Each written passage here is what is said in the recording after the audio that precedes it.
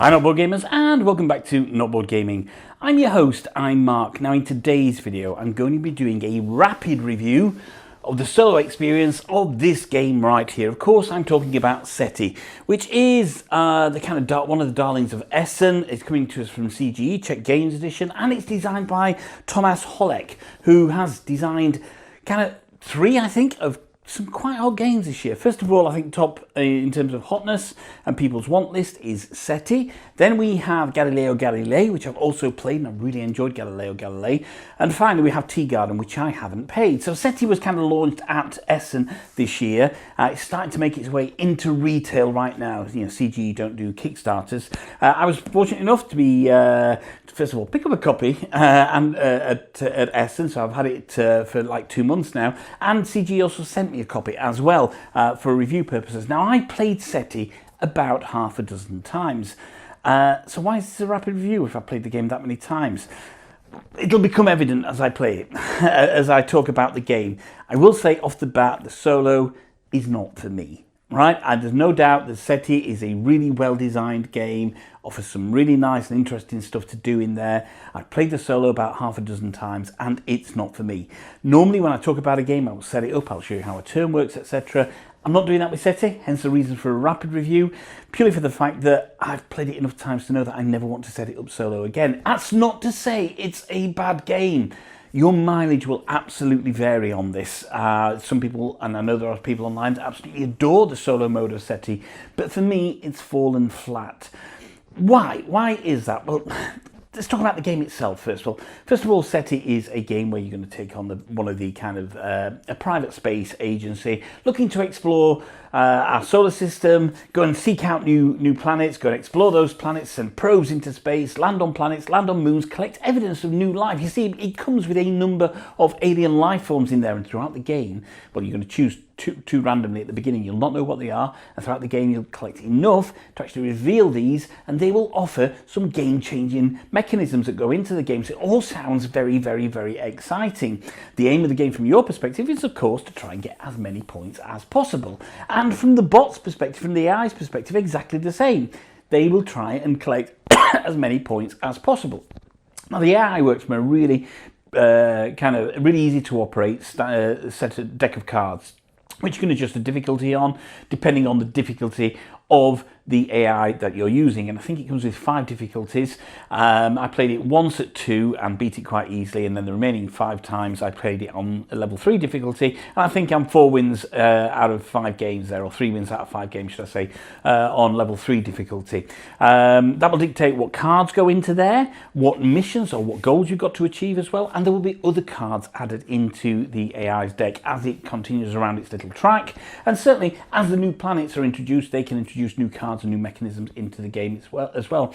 So the AI offers this wonderful sense of adaptive difficulty levels. If you're beating it at 2, move to 3. If you start beating it fairly confidently at 3, move to 4, move to 5, etc. if you're enjoying the experience. So it's got everything going for it in terms of taking a kind of mid-weight Euro and making it accessible from a solo perspective. The puzzle itself, you're going to send out these probes, and you're going to create probes, send them out, go and gain, I think it's called fame, that you have to gain to kind of cash in, to do other things.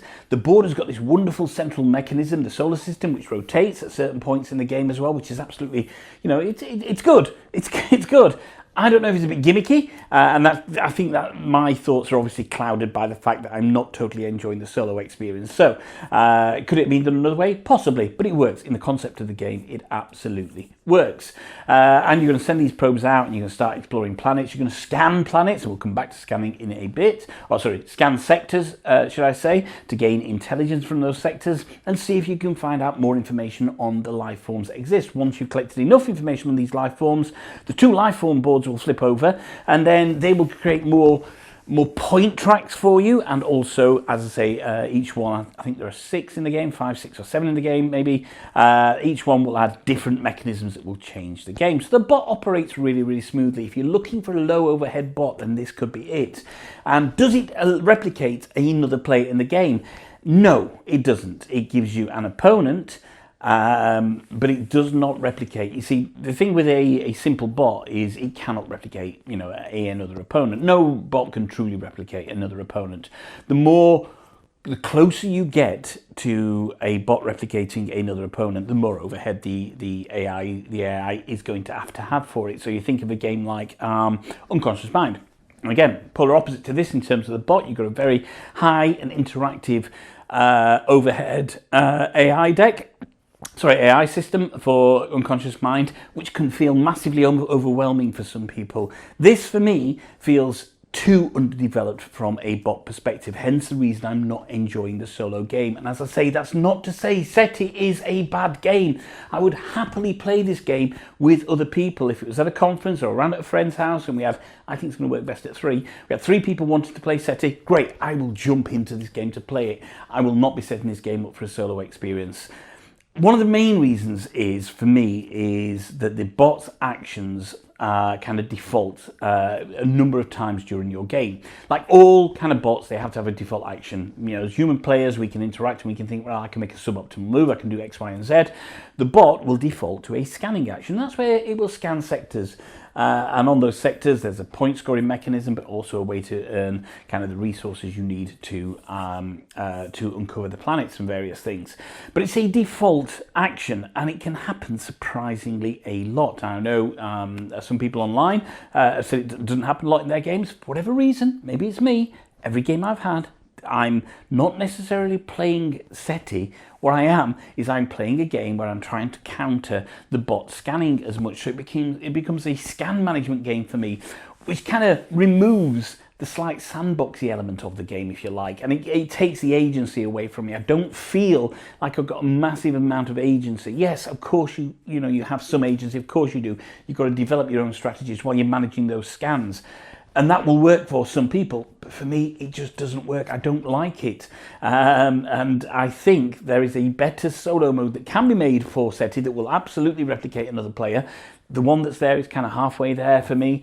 But from a solo perspective, I find it becomes very much rinse and repeat. Yes, I've got my own strategies, but all the time, what I'm trying to do is think about that scanning. And that scanning that the bot does as a default action can happen a lot in a game, and it can really start to make a difference in terms of what it's got out there on the board. So, that's kind of one of the main things for it. The other thing is, it's a game that has a large deck of cards that will come into the market and you'll get to choose from them. Now, cards are multi-use, nice design of multi-use on there. You can spend resources to actually use the cards, which will give you instant benefits for that, or you can use them as missions, etc., or you can log them as additional income for your income round, or you can spend them as and convert them to resources as well. So it's got, these multi-use elements, cards to there, but like any game that has a big stack of cards, like your Ark Novas, like your Terraforming Mards, it can become a little bit swingy. I don't think that is necessarily a problem if you don't mind that being a problem, and it's not necessarily a massive problem for me. I enjoyed going through those cards and seeing what could be done, but do bear in mind that pretty much like Ark Nova and Terraforming Mars, it does have a certain swingy nature to it. I get why it's there, because it adds more variety to the game. Just like the setup can be done in multiple ways. You can do it yourself once you know the rules, or you can look online at an app and that'll give you a random setup, so you can set it all up differently. Doesn't necessarily change the opening part of the game in the solo, or the opening moves in the game for the solo experience. It may well do it as you're playing with other people who would try different strategies, but for me, I find the early part of the game a little bit rinse and repeat as well. Now, the game is played over 5 rounds. It has to be 5 rounds because that's when your engine's really starting to take effect in there, and that's when you've unveiled the alien life forms. But at 5 rounds, it still feels too long as well. I don't think it could have been shorter. I think 5 rounds is right in terms of what needs to happen in the game. And unless they change the rules to start uncovering things and making things happen a little bit sooner, then 5 rounds is about right. But I'm done with the game by about round 4. I'm like, yeah, played that. I know what it is. I can roughly tell whether I'm going to win or lose now. I've had enough now, and which is a real shame. And again, your mileage may vary on this, but this is a feeling that I'm getting from the game. So from a solo perspective, I said this would be a rapid review. We're coming in at around about 10 minutes now. From a solo perspective, for me, SETI is not a game that will be gracing my table again. I've played it half a dozen times. I've kind of seen everything there is to see in the game. I know that I don't enjoy the simply designed AI. It's just not an AI system that works for me. And like I felt with Arnak, and I know it's different designer but same publisher, is it feels like there's more to SETI and they're holding stuff back for expansions. So I had a similar experience with Arnak. I played Arnak, wasn't overawed with it, played it with other people, wasn't overawed with it, played it, I don't know, maybe I played Arnak about 10 times in total, and it's never truly grabbed me. I know there are a number of expansions which have massively improved. You've got the solo campaign, you've got the leaders expansion, all of these things have massively improved Arnak, but it was spoiled for me at the beginning by the actual core game just feeling like something was held back, and I feel that exact same way with SETI. I feel SETI has got more to come. And I feel they, CG have already got that and it's already in the pipeworks. I don't know if that's true, but it feels like they've already got that. It's in the pipeworks and pipeline, should I say. And it's already developed to drop in there. Once that comes out, maybe it'll do more for the solo experience. But as it stands right now, I find the solo experience in SETI disappointingly flat for me. Now, as I say, purely my thoughts, you may not agree with them. It's obviously not tailored towards my style of game, and that's okay. I like a little bit more intricacy and involvement and agency in my AIs that I play with. So, if you're looking, as I say, for a decent game that runs slightly long, which has this unique board style and which gives you a low overhead bot, then SETI could absolutely be the one for you. But just be mindful of the solo game becomes about managing or mitigating against the AI's scanning action, not necessarily about developing your own strategies. So there we go. I told you it was a rapid review. We're coming in at around about 12 minutes. I don't think I've ever done a review in that amount of time. You know me, I like to talk, but as I say, I normally take you through the gameplay. I cannot be bothered to set it up. I don't want to ever play SETI solo again. It's not that it's a bad game, it's just totally not for me as a solo experience as it stands.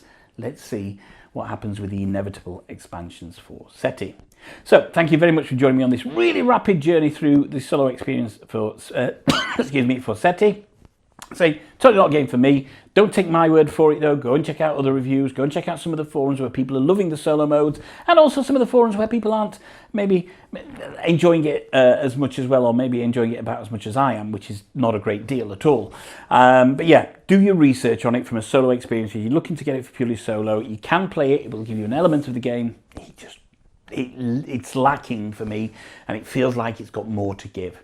So thank you for watching. My name's Mark. This is Not Board Gaming. Don't forget to like and subscribe to the channel. Check out our other videos. One final thought: if you can't find anyone else to play with, then there's nothing wrong with playing with yourselves. Until next time, bye bye.